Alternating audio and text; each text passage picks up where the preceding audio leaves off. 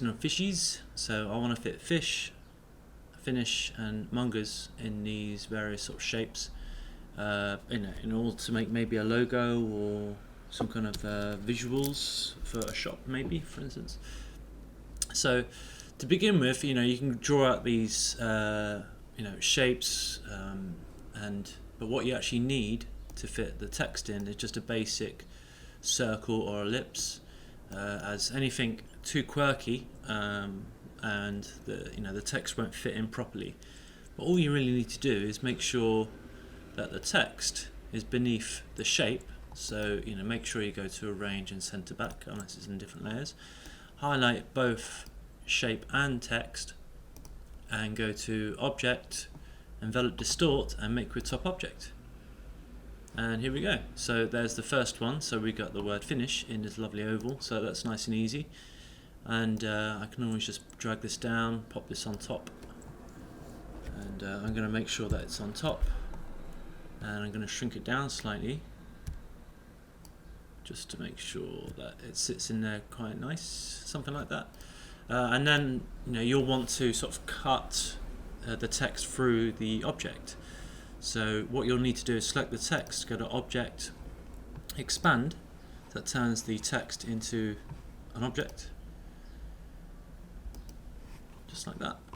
And if you highlight both, and if you go into your window, and what you need is your Pathfinder, and then this one here, so subtract top from bottom, and you get your lovely text punch through the shape below.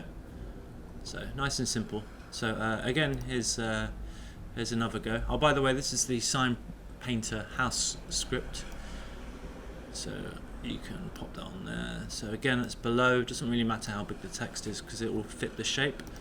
Object, Envelop Distort, Make with Top Object, and there you go. So you'll see that the text is depends on the object, but it will wildly differ from one to another.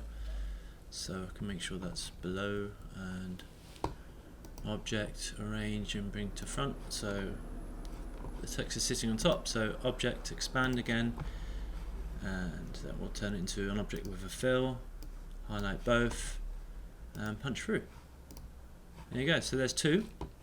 This one's a little tricky, I found, because sometimes the text doesn't always go the way you want it to. So if you drag this below and you highlight both, and what you'll find is if you go Object, Envelop Distort, Make Top Object, it really does sort of punish the text when there's curves involved.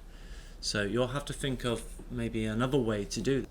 So what we'll do to have more of a manual process is, with the text selected, go to Object, Envelop Distort, but with a mesh. And this is more Photoshop style of it's like the warp tool in free transforms in Photoshop, but you give it the amount of rows and columns you want for the mesh. So I might give this more maybe, and I can preview this, and you'll see how this transforms. So actually, 4, or even 3. Yeah, that's okay.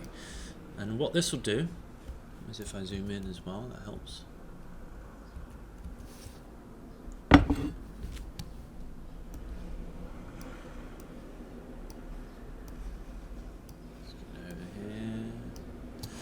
And what this will do when you use your direct selection tool is that you can actually pick up your anchor points like this.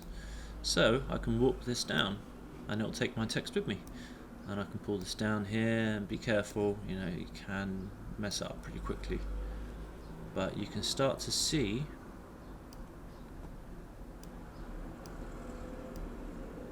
how we can get this to fit.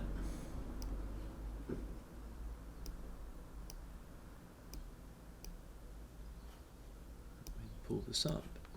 It's a bit of a process, but it's worth it in the end.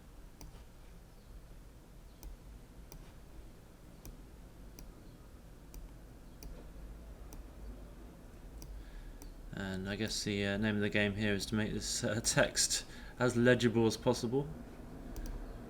So I can pull this down like that. So you can see how, you know, putting more points in will give you more detail, but for this one it's perfectly fine. So get those outer edges in correctly, pull that down. Again, you can pull all these lines around just to make it fit.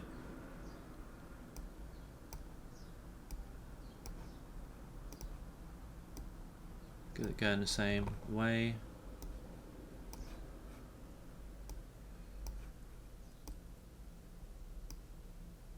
There you go, something like that. That looks pretty good.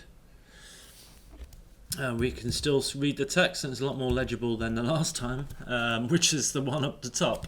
So that's what happens when you leave the computer to do it for you. But anyway, I'm sure you can refine it, make it look a lot better. But we'll do the same thing. We'll select the text, we'll go Object, Expand, click OK, highlight both.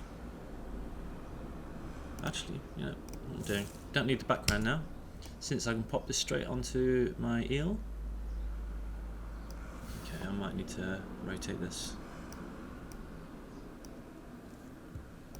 Maybe make it a bit bigger, just to make it a bit fit. There you go, something like that. You can nudge it into place. Perfect, and then you can just punch it through, just like we did with the others. So subtract from top, and then bang. There's the mongers bit. So now we have finished fishmongers. Now you're getting the theme.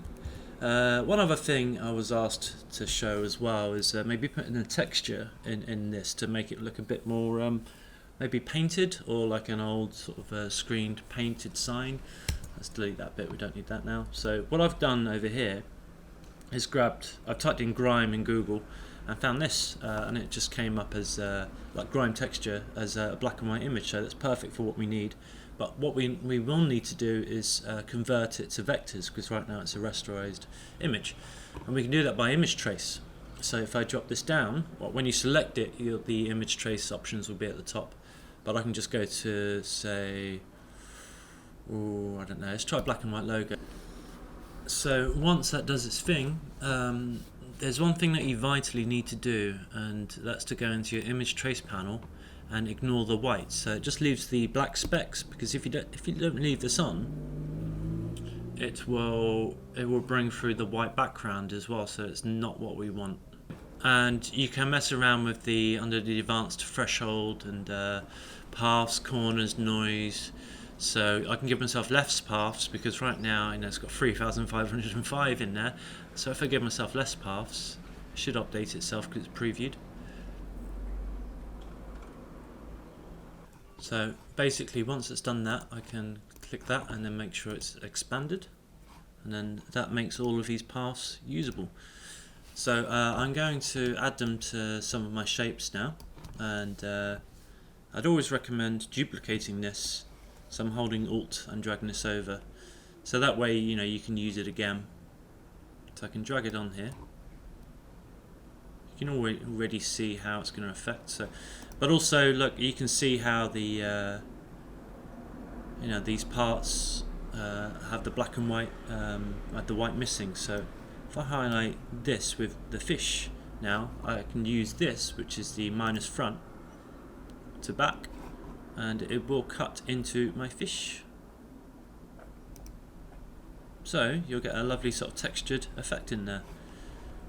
I can do the same again for this one, and I can add more texture based on the preview, and let go, highlight both. Yep, I go to subtract from top. So again, you get a really nice sort of textured effect, and it's built in to the actual graphic, so it's not like an effect, it's actually built in there. So what you'll find when it comes to messing around with this shape is that sometimes this comes on top and it completely ignores the rest of the shape and just takes the individual shape, which is the circle in the middle. So what you might need to do is highlight the thing, go to Object, Compound Path, and Make, and that will make the whole object work as one object. So now all I need to do is pull this over and find somewhere with loads of texture on it. Okay, and then I can highlight both of them and go to subtract from top. Perfect. Okay, so now the only other thing to do now is just to see how it will react sitting on top of fish. Now, as it is a fishmongers after all, so I can highlight all of these. I can pull these down, and I'm going to make sure they're white. Oops. And they look pretty good actually, so I can resize these as big as I want.